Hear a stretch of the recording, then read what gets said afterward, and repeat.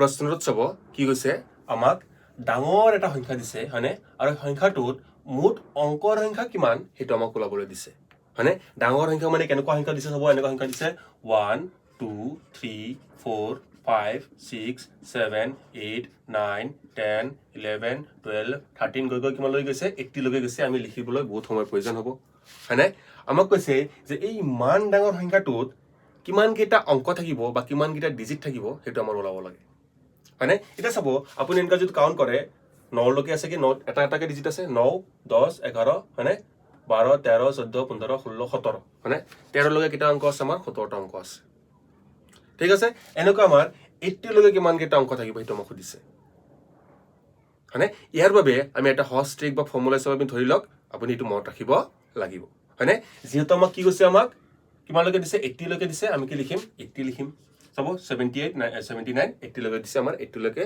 আমাক দিয়া আছে হয়নে তো কি লিখিম 80 লিখিম ইনটু আমাৰ যেহেতু ক'ত শেষ হৈছে চাব ডাবল ডিজিটত শেষ হৈছে 80 টো কি হয় 2 ডিজিট নাম্বাৰ হয়নে দুটা অংকযুক্ত সংখ্যা সেইকাৰণে আমি কি কৰিম 2 ইনটু কৰিম হয়নে মাইনাস কি কৰিম আমি 9 কৰিম কিয় মাইনাস 9 কৰিলো চাব যেহেতু মই 80 ইনটু 2 কৰিলো কাৰ কাৰণে 80 ইনটু 2 কৰিছো কাৰণ 80 লৈকে গোটেইটা সংখ্যাত কি আছে আমাৰ দুটা ডিজিট আছে হয়নে কিন্তু এই 9টা অংক চাব এই 9টা অংকত কিন্তু আমাৰ কি নাই এই 9টা সংখ্যাত কি নাই আমাৰ এই 9টা সংখ্যাত আমাৰ ডাবল ডিজিট নাই যাৰ বাবে আমি এই 9টা সংখ্যাৰ পৰা আমি এই 9টা অংক মাইনাস কৰিব লাগিব ঠিক আছে এইটো ফৰ্মুলা হিচাপে মনত ৰাখিব যিমানলৈকে দিয়া থাকিব সেইটো ইনটু 2 মাইনাস 9 যদি ডাবল ডিজিট হয় মাইনাস 9 মানে ডাবল ডিজিটৰ ক্ষেত্ৰত কি হ'ব যিমানলৈকে দিয়া থাকিব সেইটো ইনটু 2 মাইনাস 9 এইটো কাৰ ক্ষেত্ৰত কেৱল ডাবল ডিজিট অংকৰ ক্ষেত্ৰত যেহেতু আমাৰ এখানে 80 টো কি হয় ডাবল ডিজিট সংখ্যা হয় হয়নে তো আমি কি লিখিম 80 ইনটু 2 এইখিনি কিহৰ কাৰণে আহিছে ডাবল ডিজিট থকাৰ কাৰণে আহিছে 2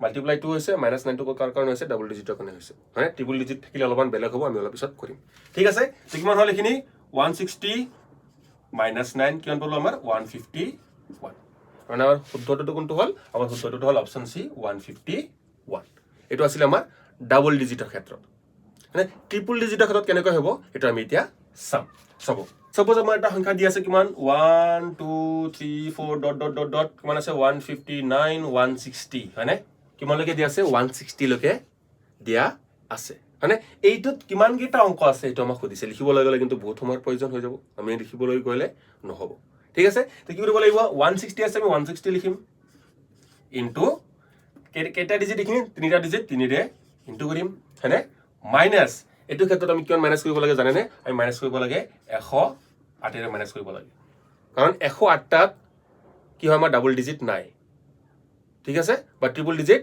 নাই সেইকাৰণে আমি কি কৰিব লাগে 108 ৰে মাইনাস কৰিব লাগে হয়নে যেহেতু আমি ডাবল ডিজিটৰ ক্ষেত্ৰত কি আছিল ডাবল ডিজিটৰ ক্ষেত্ৰত আমি ইনটু 2 কৰিছিলো মাইনাস 9 কৰিছিলো ট্ৰিপল ডিজিটৰ ক্ষেত্ৰত কি কৰিম আমি ইনটু 3 কৰিম আৰু মাইনাস কি কৰিম 108 হয়নে ইনটু কৰি দিয়ক ইনটু কৰি কিমান হ'ব এখানে 480 মাইনাস 108 হয়নে মাইনাস কৰা কিমান হ'ব এখানে 372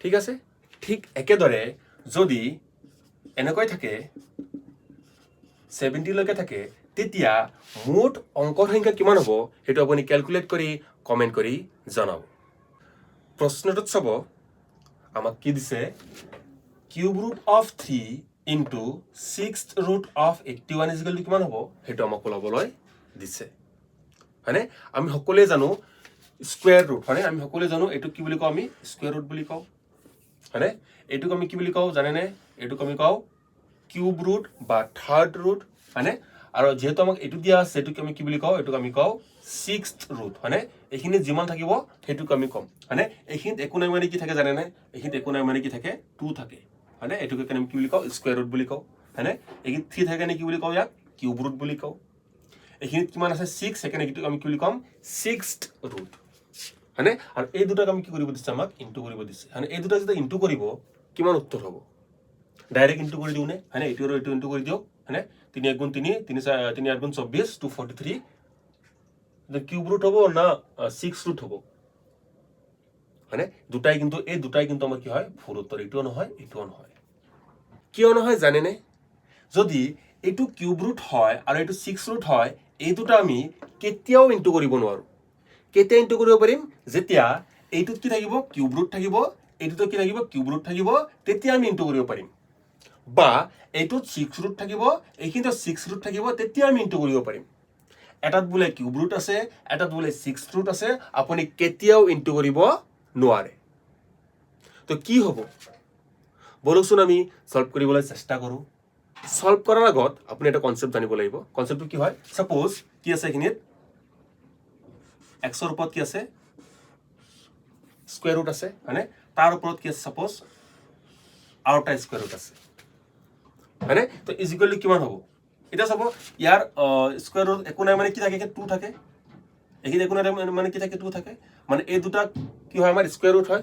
একো না থাকে মানে কি থাকে? 2 থাকে, হয়নে? এই দুটা যদি মই এটা রুটত লিখিম, এটা নিচা রুটত লিখিম, মানে এই 2 আৰু 2 ইনটু কৰিলে কিমান হ'ব? আমাৰ 4 হ'ব। মানে এইটো স্কোয়াৰ ৰুট, এইটো স্কোয়াৰ ৰুট, ইয়াতো 2 আছে, এইটো 2 আছে, 2 আৰু 2 পূৰণ কৰি কিমান পালো আমি? কিমান পালো? কিমান পালো? 4th ৰুট পালো, হয়নে? ঠিক একেদৰে যদি এনেকৈ থাকে, এইটো আছে কিউব ৰুট, ভিতৰত আছে স্কোয়াৰ ৰুট, তাৰপিছত কিমান আছে? x, হয়নে? দেখি একো মানে কিমান থাকে? 2 থাকে, হয়নে? এই দুটা ইনটু কৰিলে কিমান হ'ব? 6, মানে কিমান লিখিব পাৰিম আমি? 6 ৰুট অফ x। এইখিনি আমি কনসেপ্ট বুজি পালো, ঠিক আছে? যেহেতু আমাৰ এইটো কিউব ৰুটত আছে, এইটোকো আমি বাহিৰত কি কৰিব চেষ্টা কৰিম? কিউব ৰুট বনাবলৈ চেষ্টা কৰিম। এতিয়া চাওক, 6 ৰুট অফ x আমি কি হিচাপে লিখিব পাৰো? কিউব ৰুট স্কোয়াৰ ৰুট, তাৰপিছত কি লিখিব পাৰো আমি? x বুলি লিখিব পাৰো। যদি x থাকে x লিখিম, মানে এইটোৰ ক্ষেত্ৰত কিমান আছে? 81 আছে, আমি 81 লিখিম, ঠিক আছে? তো এইখিনি আমাৰ কি আছিল? কনসেপ্ট আছিলে, ঠিক আছে? এইখিনি আমাৰ কিমান আছিলে? কনসেপ্ট আছিলে। তো এইখিনি আমি সলভ কৰিব চেষ্টা কৰিম। এইটো যেহেতু আমাৰ কিউব ৰুটত আছে, আমি কিউব ৰুটতে লিখিম, মানে ইনটু এইটোক আমি কি হিচাপে লিখিম? এইটোক আমি এইটো হিচাপত লিখিম। চাব কি লিখিম? কিউব ৰুট, ভিতৰত আকৌ স্কোয়াৰ ৰুট 81। এইখিনিলৈকে বুজি পালো। একো নাই মানে কিমান থাকে? 2 আছে, ঠিক আছে? তো ক্যালকুলেট কৰক। কিউব ৰুট অফ 3 ইনটু কিমান হ'ব এইটো? কিউব ৰুট অফ, আমি জানো স্কোয়াৰ ৰুট অফ 81 কিমান? স্কোয়াৰ ৰুট অফ 81 কিমান হয়? আমাৰ 9 হৈ যায়, আমি সকলোৱে জানো, ঠিক আছে? এতিয়া চাব, এইটোও কিউব ৰুটত আছে, এইটোও কিউব ৰুটত আছে। এতিয়া আমি কি কৰিব পাৰিম? দুটা কি কৰিব পাৰিম? ইনটু কৰিব পাৰিম। এই দুটা আমি এতিয়া কি কৰিব পাৰিম? ইনটু কৰিব পাৰিম। ইনটু কৰক, কিমান হ'ব আমাৰ? Cube root of 27। আমি সকলোৱে জানো যে কিউব ৰুট অফ 27 মানে কিমান? কিউব ৰুট অফ 27 মানে নাজানে নেকি? যদি নাজানে চাব, মই কৈছো কেনেকৈ হ'ব। যে কিউব ৰুট 27 মানে কিমান? 27 মানে 3 কিউব, হয়নে? কিউব ৰুট আৰু কিউবটো কি হয়? কেনসেল হয়, থাকিব কিমান আমাৰ? 3। যেনেকৈ আমি জানো যে স্কোয়াৰ ৰুট আৰু স্কোয়ার কেনসেল হয়, হয়নে? আমি যেনেকৈ আমি জানো, কি জানো? যে স্কোয়ার ৰুট আৰু স্কোয়াৰ কেনসেল হয়, ঠিক একেদৰে কিউব ৰুট আৰু কি হয়? কিউব কেনসেল হয়। মানে আমাৰ শুদ্ধটো কোনটো হ'ল? আমাৰ শুদ্ধটো হ'ল অপশন সি 3, হয়নে? একে ধৰণৰ কোৱেশ্চন চাব, কি দিছে আমাক? Cube root of 4 into 6 root of 256 কেনেকৈ কৰিব পাৰিব? Into cube root of square root of 256। আমি সকলোৱে জানো স্কোয়াৰ ৰুট অফ 256 কিমান? স্কোয়াৰ ৰুট অফ 256 কিমান? সকলোৱে জানো নহয়?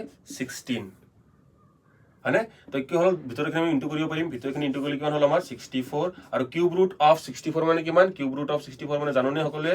এইটো কিমান হয়? 4 কিউব হয়, হয়নে? এইটো আৰু এইটো কি হয়? কেনসেল, থাকিব কিমান? 4, ঠিক আছে? আমি এইটো বুজি পালো, হয়নে? ঠিক একেদৰে যদি এইখিনি কিমান থাকে? 5 থাকে, আৰু এইখিনি কিমান থাকে? 625 থাকে, তেতিয়া আমাৰ উত্তৰ কিমান হ'ব? এইটো আপুনি ক্যালকুলেট কৰি কমেন্ট কৰি জনাব। ভিডিওটো ভাল লাগিলে এটা লাইক কৰিব, আৰু পাৰিলে শ্বেয়াৰ কৰিব। ধন্যবাদ। জয় অসম।